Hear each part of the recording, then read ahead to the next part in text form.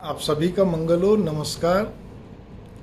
बहुत ही हैरानी होती है और दुख भी होता है।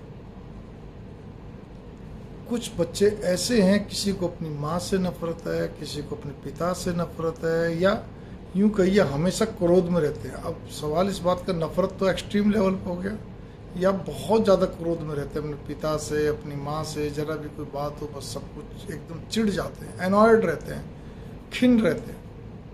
अभी मैं उस विषय पे नहीं जा रहा हूँ कि क्या कहते हैं उसमें माँ बाप का क्या रोल है क्या नहीं, उस चीज़ को छोड़िए। लेकिन मोटे तौर पर एक चीज़ तो समझ में आती है कि ऐसे नहीं कि माँ बाप कोई दुष्ट हैं, कोई ऐसे आवारा हैं, बदमाश हैं, ऐसा कुछ भी नहीं।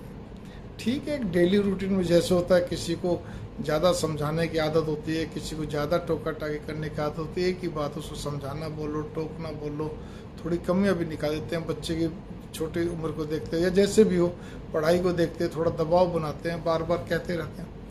बच्चों को पसंद नहीं आता है। बच्चों के अगर ज़्यादा दोस्त हैं, कोई ऐसा वैसा दोस्त है, तो माँ बाप भांप लेते हैं, उसको मना करते हैं, तो बच्चे चिढ़ जाते हैं।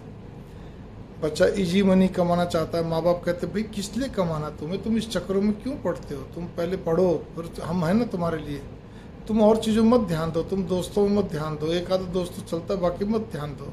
तुमने अगर मेडिकल नॉन मेडिकल ले रखी है तो कॉमर्स है, तो पढ़ाई में पूरा दिमाग लगाओ, एकदम से तल्लीनता के साथ चलो। लेकिन बच्चे मानने को तैयार नहीं होते हैं।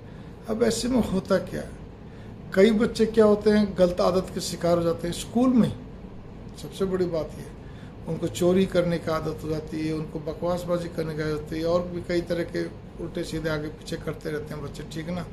और झूठ बोलना, बात को घुमाना, कसमें खाना, ये तो कॉमन बात है उनके जीवन का, एक वैसे ही जैसे रोटी खाते हैं वैसे। लेकिन कुल मिलाकर क्या बात निकली कि बच्चे माँ बाप से क्यों इतना एनॉयड हो जाते हैं, क्यों इतना एकदम तेज गुस्से में रहते हैं, भरे हुए रहते हैं, खिन्नता से भरे हुए रहते हैं, झल्लाट खिन्नता से, ठीक है ना। वो टोटल मिलाकर नफरत ही बोल रहे एक प्रकार से। और फिर मैं तो एक ही चीज़ कहना चाहता हूँ, आप क्या सोचते हैं, अब तक आप जो इतना हरा भरा आप रह रहे हो, चांदी के चम्मच में खाना खा रहे हो, कहने करती है, आज आपको रोटी कपड़ा मकान सारी चीज़ मिल रही है, आपको पढ़ाई का खर्चा मिल रहा है, आपको आप आराम से कहीं आ रहे जा रहे, जैसा भी कुछ है ना, आपका काम चल रहा है ना। और फिर भी आप अपने पिता से कहते हैं गुस्से में रहते हो, या अपनी माँ से रहते हो, जिससे भी रहते हैं, दोनों से रहते हो, किस लिए।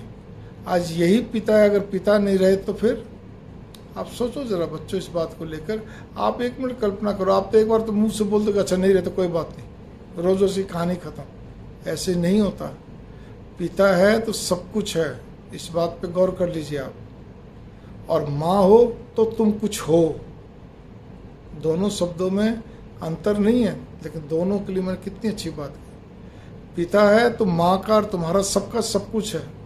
तुम्हारी माँ का भी सुहाग अगर नहीं रहेगा तो कैसे काम चलेगा। ठीक है, ये दुनिया चलता है, लेकिन कितनी तकलीफें बढ़ जाएंगी।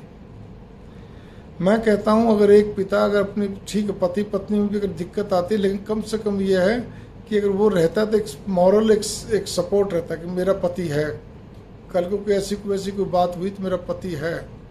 तो वही चीज़ है बेटा, अगर पिता है तो तेरी माँ का पति भी है, ठीक है ना। और आपका क्या कहते हैं, घर के रखवाला हैं, आपके घर को सपोर्ट करने वाले हैं, सब कुछ है। दूसरी चीज़ माँ है तो जिस पे जाके आप कुछ रो सकते हो, कुछ कह सकते हो, कुछ संभाल सकते हो। वो आपको बहुत तरह से दुलार करके आपकी बातों को ढकती है, बहुत सारी चीज़ों को समझाती है, करती है, और कई तरह की बातें। क्या कहूँ मैं माँ के बारे में ना, वैसे तो पिता के बारे में भी नहीं कह सकता, और माँ के बारे में मतलब अनमोल अमूल्य, मतलब शब्द ही नहीं है मतलब। तो बेटा मैं तो खाली इतना कहना चाहता हूँ, नफरतों से कुछ नहीं होने जाना। लेकिन आप मत भूलो, जब आपकी संतान होगी, जितना आपने कर चुको उतना तो आपको भोगना तो पड़ेगा ही। जब आपकी संतान होगी, थोड़ी समझदार होगी, तब आपको भोगना पड़ेगा, तब आपको ये इतने वर्ष पुराने की सारी बातें याद आएंगी। मैंने भी मेरे माँ बाप के साथ ऐसे ही करा था, मैंने भी मेरे माँ बाप के लिए ऐसे ही था, ठीक है। तो ये सब एक साइंस है, ये एक सर्कल घूम के आता ही आता है। आप जैसा जिसके साथ करते हो, वो किसी न किसी रूप में आपके पास आएगा। समय का गैप पड़ सकता है, इतने होता है। कई बार तो इमीडिएट होता है, कुछ दिनों में होता है, कुछ घंटों में होता है, कुछ महीनों में, कुछ लंबा समय लग जाता है, लेकिन मिलता ज़रूर है इसी जन्म में ही, ये आप नोट कर लीजिए। तो इसीलिए माँ बाप तो बहुत सर्वश्रेष्ठ होते हैं। उनको अगर उनकी आंख में आंसू आते हैं तो आपका जीना धिक्कार है। ये आप नोट कर लीजिए, उनकी आंख में आंसू का मतलब क्या मतलब बनता है, आप ये बात सोचिए। आपके लिए जिन्होंने क्या कहते हैं मन्नतें मांगी हैं, आपके लिए जिन्होंने दिल तड़पता है, दिल धड़कता है, और आप ही ऐसे हो। इसीलिए कभी भी ऐसा सोचना ही मत, करने की बात दूर की बात है। अपने माँ बाप को घुमा फिरा के बातें करना, झूठी कस्में खाना, उनको झूठा दिलासा देना, फिर अपनी चोरी चोरी को अपने हिसाब से चलना, जो भी कुछ करना कहना करती है अपने दिमाग को, किस लिए? आपसे अगर कोई पढ़ाई नहीं चलती तो स्ट्रीम चेंज कर लो भाई, क्यों खाम खाम का अपना दिमाग गर्म किए रखते हो? माँ बाप तो बोलेंगे, हम बड़े लोग तो बोलेंगे पढ़ो भाई पढ़ो। आप ही चाहते हो हम पढ़ें ना पढ़ें, हमारे नंबर कम आए ज़्यादा आए, ग्रेडेशन कम हो ज़्यादा, कोई फ़र्क नहीं, हम अपने स्टाइल से चले गए। ऐसा बेटा नहीं होता ना।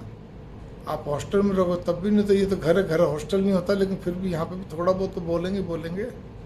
आपके संगी साथी कैसे, हर माँ बाप को चिंता रहेगी नहीं रहेगी? जब आपके बच्चे बड़े होंगे तो आपको भी चिंता रहेगी। इसलिए आप अपने आगे का भविष्य भी सोच लो और अभी का भी देख लो। इन सबको देखकर आदमी को सोचना चाहिए, भगवान के प्रति आस्था रखते हुए। माँ बाप को हमेशा कहते हैं उनकी आंखों में आंसू नहीं आए, उनका दिल ना दुखे, ऐसे कार्य करते हुए आप आगे बढ़ोगे तो आपका भविष्य भी सुधरेगा, उन्नति के रास्ते खुलते रहेंगे और बढ़ते रहोगे आप मंगल काम में।